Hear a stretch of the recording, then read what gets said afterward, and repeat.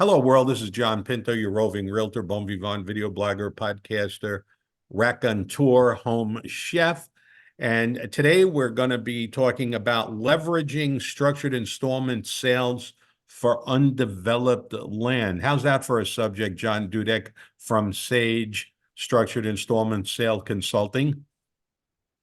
It's quite a topic. I'm excited to get into it with you. I know the installment sale is a transaction that's not very, I should say it's underutilized out there, and maybe the awareness of it is lacking, and that's why you and I are having these conversations. But the undeveloped land market is something that I think is a very interesting area to explore and the type of people that would be interested in possibly unloading that undeveloped land and the new opportunities that are presenting themselves in that area. Yeah, well, generally with undeveloped land, first of all, you're not going to be throwing off any income unless you got a couple of guys with RVs up there paying you spit. And at some point in time, people get tired of weed whacking all the weeds and cutting back on the fire hazard. And they still have to pay the property taxes. And let's say they're getting on in years and they don't want to do a 1031 tax deferred exchange.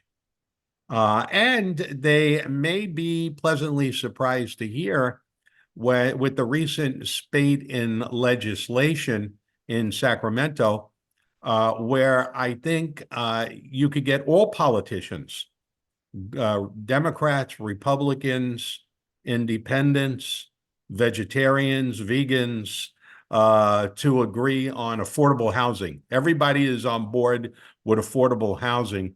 So we have had a tsunami of legislation coming out of Sacramento in the last couple of years on number one, with that vacant lot, making it easier for potential builders to build a house, an accessory dwelling unit, a detached 1,200 square foot second structure, a junior accessory dwelling unit, a 560 square foot attached accessory dwelling unit, and SB9 allow you to one time subdivide that lot and make it two lots, ergo building another new house on it, another ADU, accessory dwelling unit, and another junior accessory unit. Ergo, now rather than building one house on it, a developer, builder, or homeowner could build 6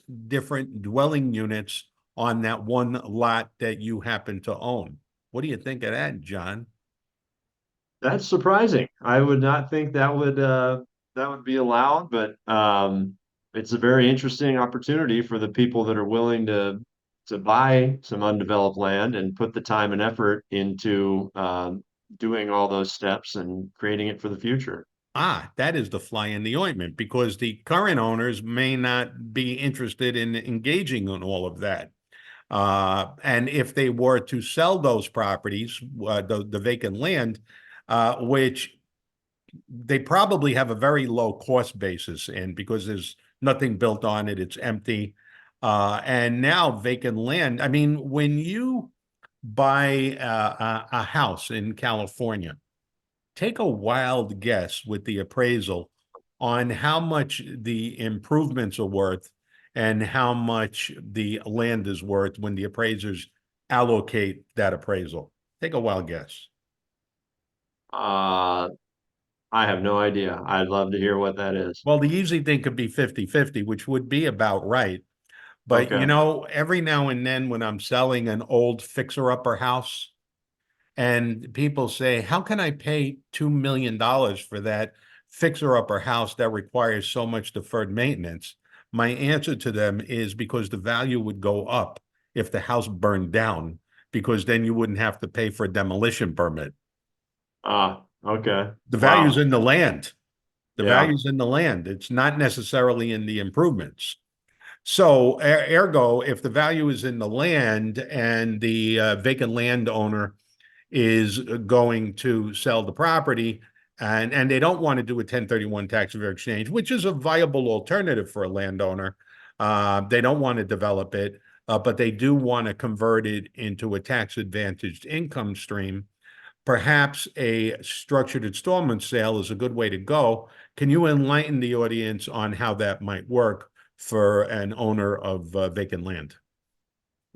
Absolutely, yeah. So the way the structured installment sale kind of allows that landowner to turn that property into income, you make the sale of the land where, as you have already said, it's probably been appreciated quite a bit if they've held on to it for any period of time.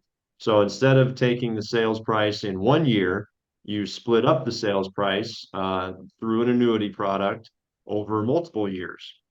By doing that, you get two things that are advantageous. Number one, you can take the full sales price of the land, put it into an annuity that's going to generate interest. So you're getting pre-tax dollars flowing, generating compound interest over time. And the second part is by taking the proceeds from that annuity over multiple years as opposed to 1 year, you just pay a prorated capital gains in each year that you receive the payments. So whatever your capital gains is, if you decide to take it over 4 years, you'd only basically have a quarter of the total subject in each of those 4 years, which can get you into some more advantageous tax brackets, both federally in the state of California and with the net investment slash Medicare tax of 3.8%. That sounds like a great trade-off. So rather than having your annual property tax bill and your weed whacking bill to get rid of the fire hazard growing on your hillside, now you've sold the property for top dollar at a highly appreciated value and deferred your gain over a number of years, ergo reducing possibly a 37% state, federal, and Medicare tax bracket and taking it over a number of years, dropping that cumulative bracket down around 13 points and having the annuity be based on 100% of your equity rather than selling for cash and dealing with only post-sale 63 cent dollars instead of full 100 cent dollars. Would you say that's an accurate statement? Yep, that's accurate. And the nice thing about it is this is an annuity, which is technically an insurance product. It's with an A+ rated life insurance carrier with fantastic financial ratings. But because of that, if the land, which I think probably comes up more often than not, is owned by more than one party. Maybe it's owned by um, business partners, maybe it's owned by siblings, whatever it is, you can name dual beneficiaries in it. So it's kind of a simple way. Maybe each partner or each sibling has a different idea of what they want to do with the land. They know they want to monetize it, but they're not exactly sure how. This is a very simple way to put it into an annuity product with guaranteed payments and just name two payees essentially, so they know exactly what they're going to get and kind of reduce the drama in that situation.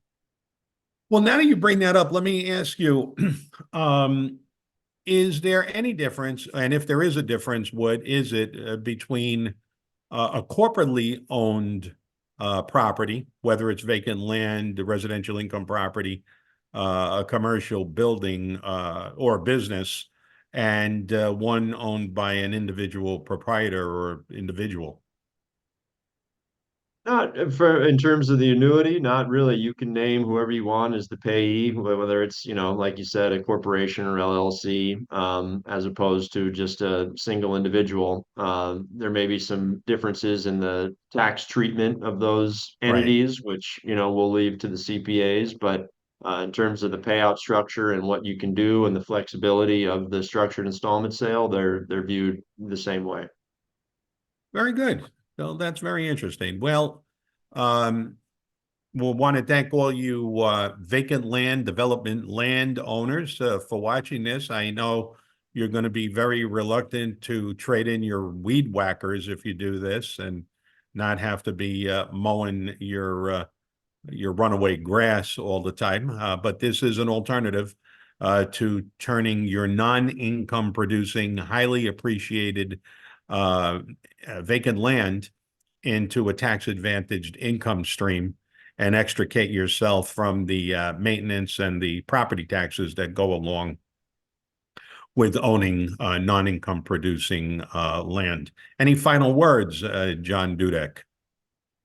No, I just want to say, thank you as always for having me on. It's always great to talk with you, and I think this is a really interesting opportunity for those people in the situations we've been discussing.